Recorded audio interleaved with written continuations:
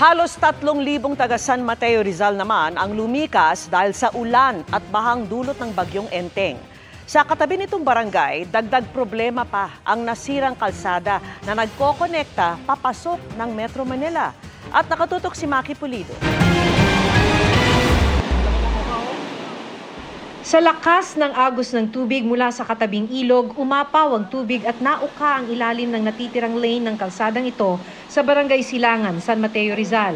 Under construction na ang kalahating kalsada dahil sa bridge project, kaya't itong lane na lang na ito ang nagagamit ng mga sasakyan para makatawid hanggang Marikina City.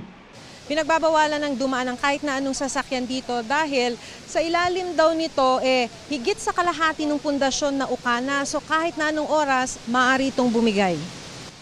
Malaki raw ang epekto nito sa mga commuter dahil hindi na raw makakadaan ang mga pampublikong jeep na rutang San Mateo patungong Marikina at Quezon City.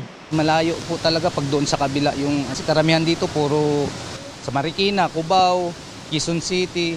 Ayun lang yung transportasyon namin, yun lang yung sinasakyan rito. Ayusin agad yan. Iko-convert ito into culvert type na bridge. Umabot hanggang 19.6 meters ang San Mateo Marikina River kaninang 9:20 ng umaga. Dahil dyan, 10 sa 15 barangay ng San Mateo ang binaha. Tulad dito sa Barangay Malanday na natakpan na ng tubig ang ilang mga kalsada. Pinasok ng tubig ang bahay ni Kim.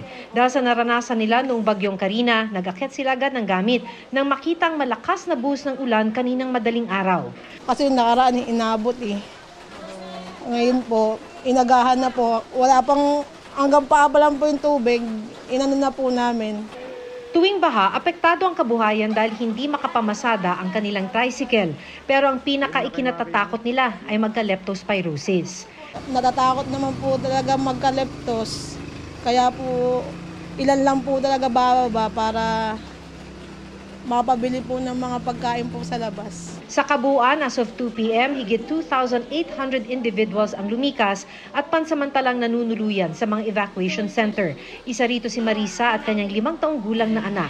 Wala naman daw problema sa pagkain, pero malaking hamon ang pag-CR. Ang CR po, minsan po, mga barado po yung pag nag-CR po kami, barado. Kaya minsan nakikiihi na lang po kami.